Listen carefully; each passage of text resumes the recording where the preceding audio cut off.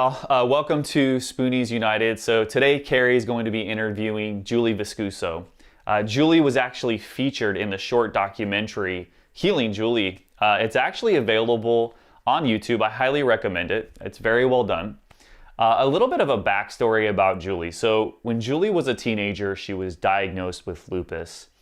And lupus has created a range of health issues for Julie. So she's had issues with her skin, her hair. She's struggled with arthritis at times, and she's even had seizures.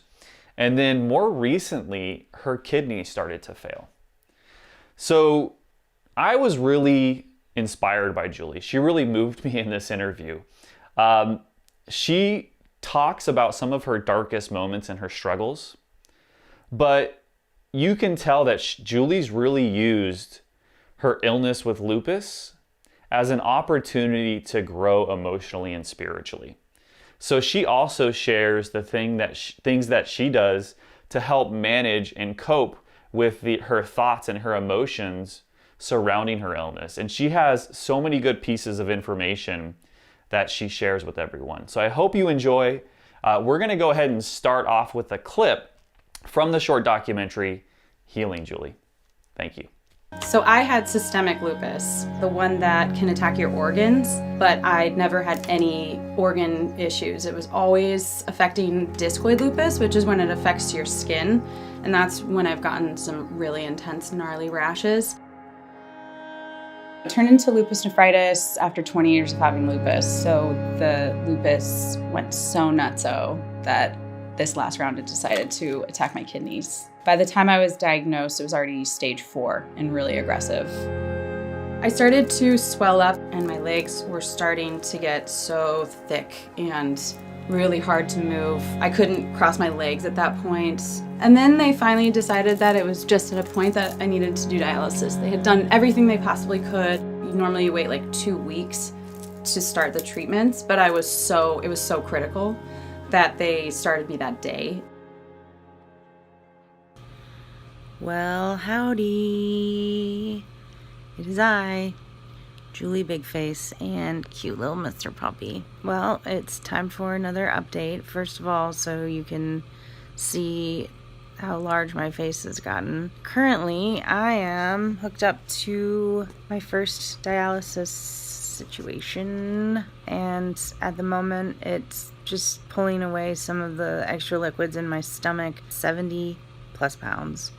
Yes. Once we do that, we will be able to start pulling out the toxins that my kidneys are having a hard time filtering. I am just so done with this water weight. Every moment I need to do anything, it's like a full-on workout. I'm really grateful that I'm going to be able to find some relief and start to look like myself again and feel like myself again. Robert and I had a chance to watch your documentary, Healing Julie, which we felt was really insightful and frankly, really inspiring. But to get started, for those maybe who have not seen it, and we'll make a link available for it, but for those who have not seen it, or maybe those who are not familiar with lupus, can you explain the condition from your perspective? Yeah. The diagnosis itself. Yeah, so lupus, which has many different types of lupus, it is when your immune system is a little compromised. So it's an autoimmune disease. And it's when your immune system gets triggered, it can tend to go a little overactive and start to attack different organs. So for me, it attacked my kidneys, my skin, joint pain, skin rashes, but it affects everybody much differently. So it's a mysterious disease. They still don't have a lot of information about it, and they don't really know where it comes from. It can be either environmental or genetic.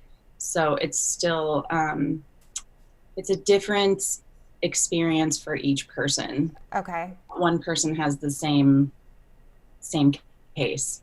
Okay.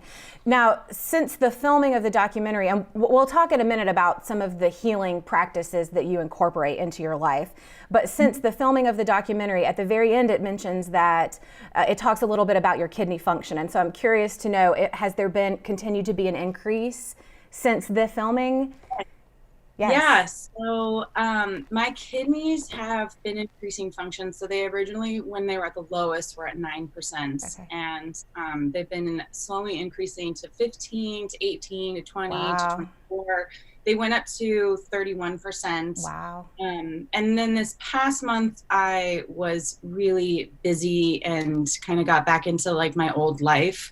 And my kidney function decreased a little bit. But the doctors have been really excited about the increase, and I'm actually only doing dialysis one cycle every week now. So I'm almost totally off dialysis. I was originally doing 5 cycles of dialysis a night. For 8.5 Wow. So it's really cool because last week was the first time that I had gone 7 days without doing any dialysis, and I wasn't swelling. I wasn't having like any complications. So I'm almost there. That's tremendous progress. That's so exciting. We're I know. thrilled to hear that. Thank you.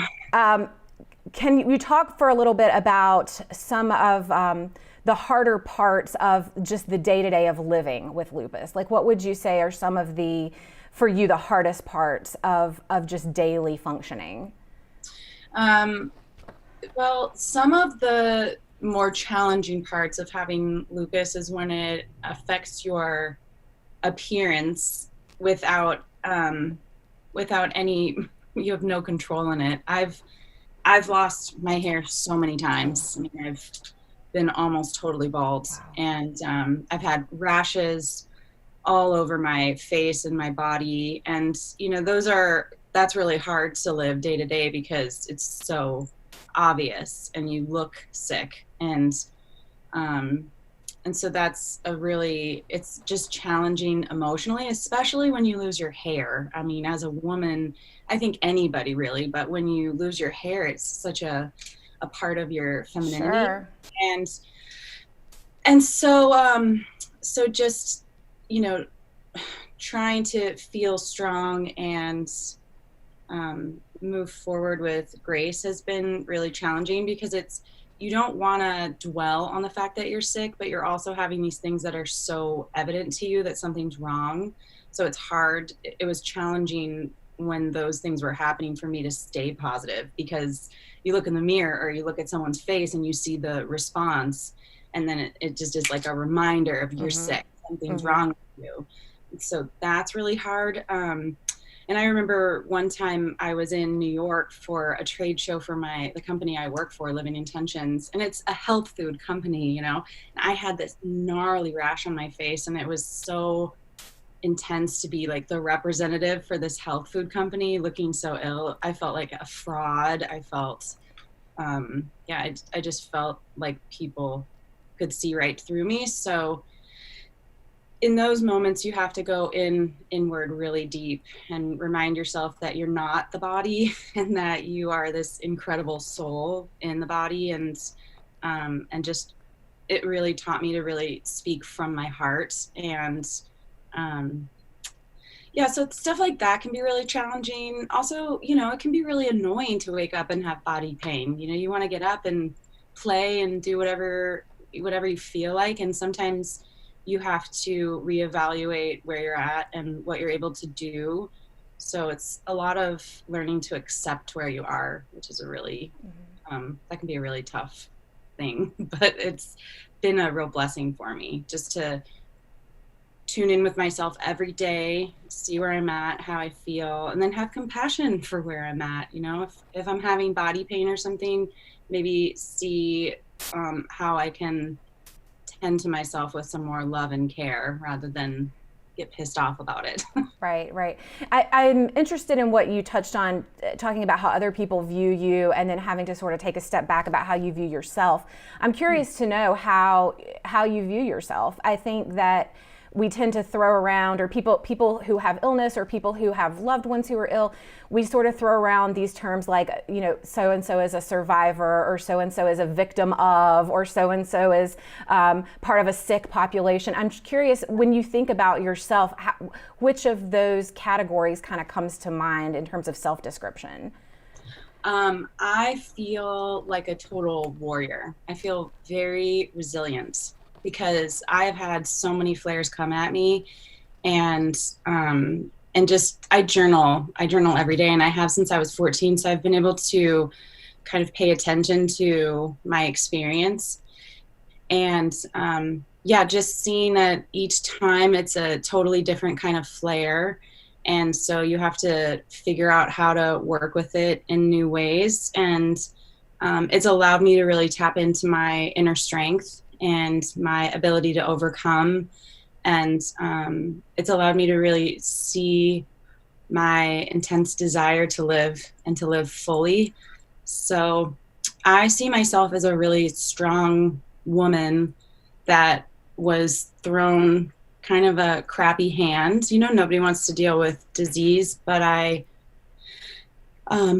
feel really proud of myself, and I feel like it's been a blessing because it's allowed me to build a relationship with myself that I might not have had I not experienced any of these hardships.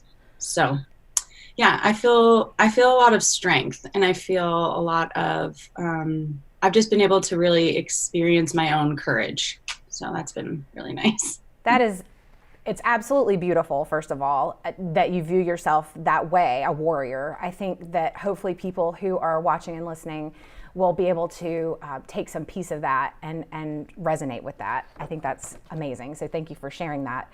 In the next part of the interview, we'll look at another clip from the documentary Healing Julie. During the interview, Julie will also share with us her issues around self-blame, and then also talk about her darkest moment in her battle with lupus. She'll also talk about the things she does to overcome all of these obstacles. Thank you.